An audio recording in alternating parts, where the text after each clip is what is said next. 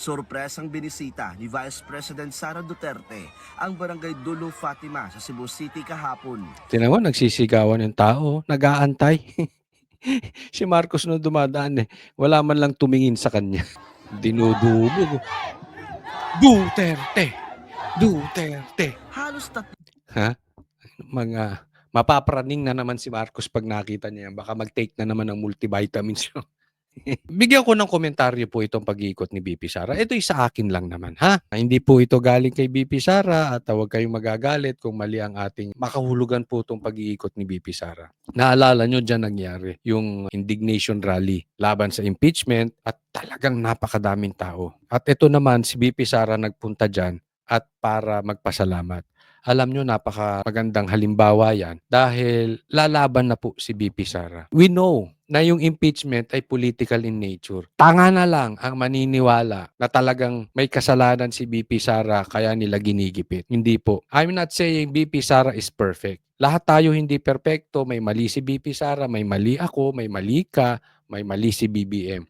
Ang problema dito, ina-isolate si BP Sara kaya nagiging double standard. And sa ating palagay at sa ating pagkakaalam, talagang hindi po ito issue na sila ay concerned sa mga Pilipino. Kung hindi meron silang agenda.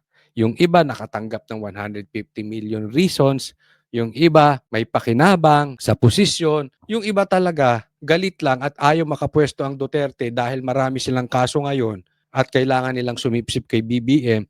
Yung iba naman, alam nilang babalikan sila kasi connected yung iba sa droga, sa sugal, sa pogo, sa alam niyo naman, ayaw ng Duterte sa drugs at sa mga NPA, sa mga komunista. At yung iba talaga ay members niyan at supporters niyan. So pag nakabalik ang Duterte, hindi na makakapagbenta itong mga drug lords.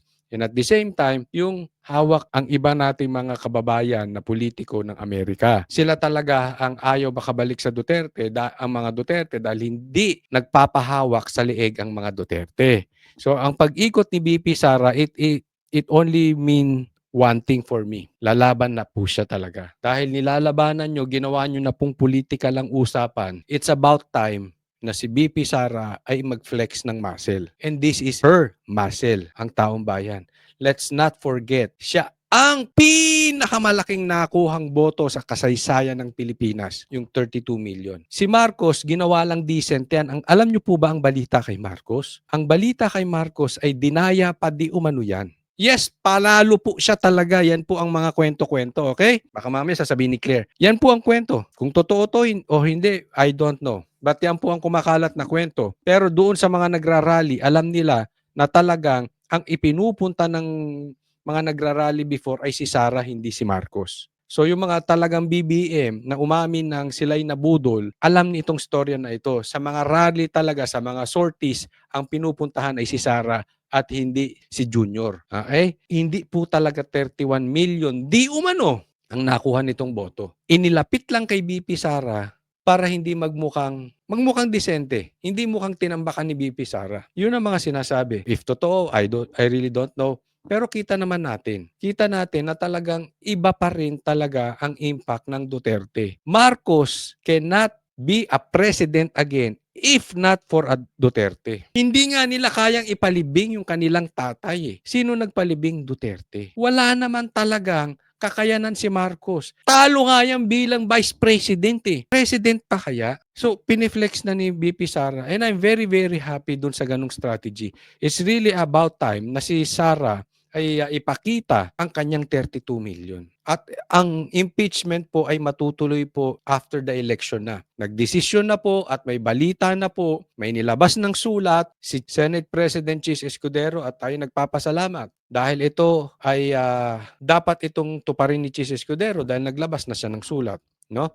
And sa June pa nga gagawin or July. Ang ibig sabihin nito, may mga bagong uupo na mga senador. Kaya it's very, very important na talagang iboto po natin PDP straight. Kaya dapat talaga si BP Sara ay sumama sa kampanya. Alam po sasabihin ng iba pag sumama si BP Sara. Ay, kaya lang gustong iboto ang PDP para hindi siya ma-impeach. Sabihin na lang nilang lahat ang gusto nilang sabihin. As for me, ako lang Tanungin ko kayo kung agree kayo sa akin.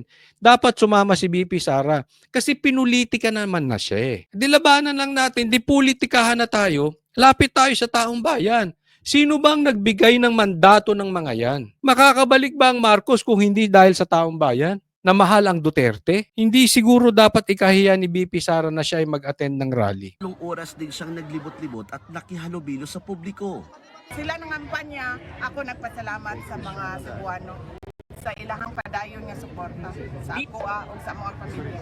Bago yan, bumisita rin si VP Sara sa Barangay Ermita. Sa kabila ng kaliwat kanang Yan, daming tao, ho.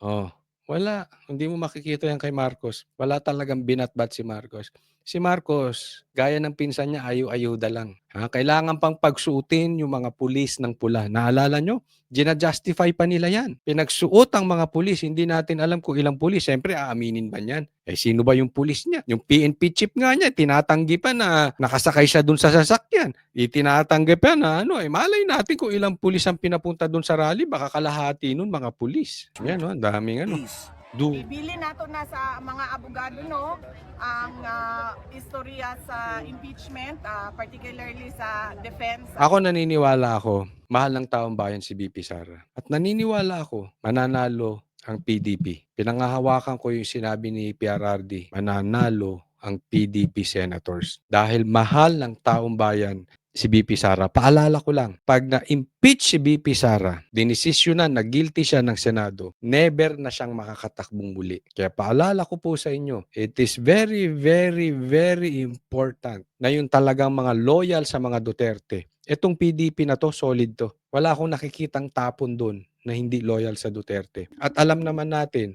pag loyal sa Duterte, hindi pwedeng adik. Diba? May nakita na ba kayo sa mga senatoriables ni PRRD ng uwi? Sa kabila, meron ba? Nakita na ba kayo sa mga senatoriables ni PRRD na korap? Sa senatoriables ni Marcos, meron ba? Meron bang trapo na wala namang nagawa sa gobyerno? Dati ng politiko, matagal ng politiko, pero wala namang accomplishments sa senatoriables ni PRRD? Doon sa kabila, one thing for sure, walang adik kay PRRD, walang komunista, walang NPA. Walang sumusuporta sa mga drug lords at walang sumusuporta sa mga komunista, sa mga senatoriables ni PRRD. Sa kabila, hindi ko alam. Kayo na sumagot. Diyan sa comment section.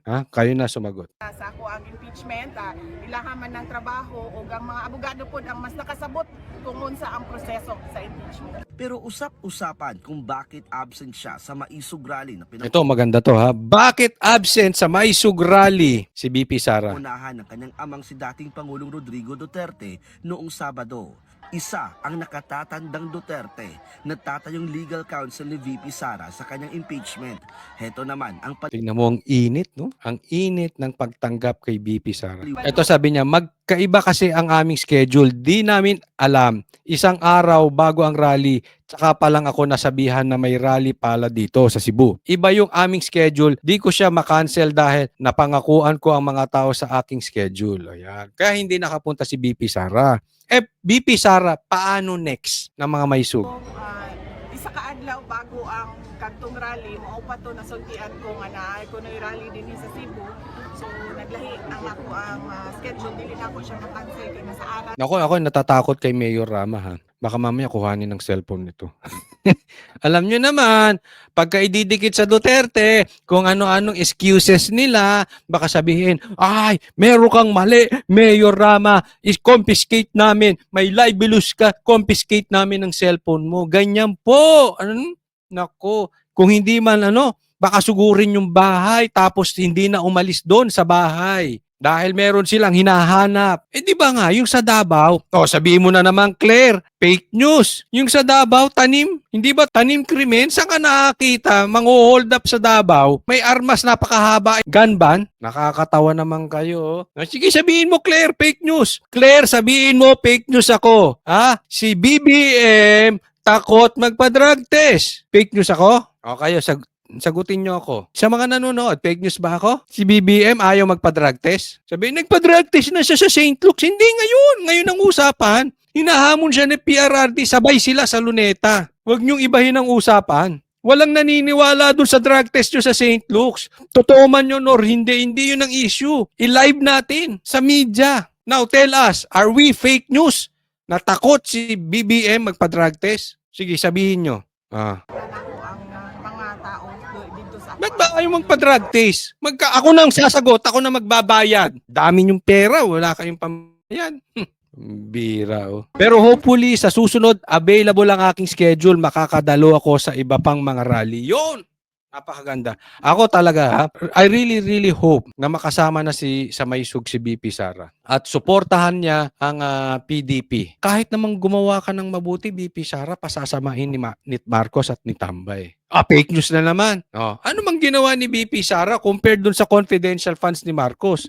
Ano sasabihin nyo na naman, fake news kami. Ay ano sabi, di ba? Ni Kong Alvarez, wala namang galaw ang kamera, ang speaker, nang walang basbas ni Marcos. So, gumawa ka ng mabuti, Sara, BP Sara, pasasamain din. Sama ka na sa rally. Wala naman silang sasabing mabuti sa'yo anyway. Labanan na lang natin sila sa pagmamahal ng taong bayan. Kailangan ka po dun sa Maysug Rally at maganda tong sinabi ni BP Sara. Pero hopefully sa susunod, available ang aking schedule, makakadalo ako. Ako'y naniniwala, dadalo si BP Sara. Alam nyo kung bakit? Kasi may nakapagsabi sa akin, hindi mo na sabihin, baka i-confiscate yung call cellphone ko. Ako'y naniniwala, dadalo si BP Sara. At ako'y naniniwala na tatakbo si BP Sara sa 2028 as president. Tagaan nyo sa bato yan. Tagaan nyo sa bato. Kaya dapat hindi siya ma-disqualify. Diba? Pag hindi na-disqualify ito, sigurado tatakbo to si BP Sara as president. sunod. Hopefully, available lang ako ang schedule and makatambong ko sa uban pang rally. Yan no, kita nyo, pinagkahaguluhan. Huwag po kayong matatakot. Si BP Sara mismo nagsabi, ipakita natin yung galit natin sa administrasyon, sa gobyernong ito. Basta lang, huwag tayong gagawa ng himagsikan or illegal. Wala namang masama eh. Sabihin mo sa social media mo. Ipakita mo yung galit mo. Mali itong ginagawa nyo. Asa ng blank items? Bakit hindi nyo sagutin? Pero sa ngayon, maganda po at kinakatigan tayo ng may kapal at pinasasagot nga itong mga Kamara at Senado patungkol sa impeachment at even yung panggigipit nila sa mga vloggers. Pinasasagot din po sila. Okay? So, at abangan natin, no? Sabi ko nga, hindi laging Pasko sa kanila kasi sila ang laging nagpapatawag eh. Diba? Ngayon, sila naman ang pinasasagot. Si Dan Fernandez, si Barbers, at saka si Speaker. Bakit kailangan yung ipatawag ang mga vloggers? Maraming salamat. Huwag niyo pong kakalimutan mag-subscribe sa channel ko at pakisuportahan niyo po yung new channel ko sa YouTube, sa Facebook at sa TikTok, Coach Oli News 2. Para sa Diyos at Pilipinas nating mahal, God bless everyone, Coach Oli po.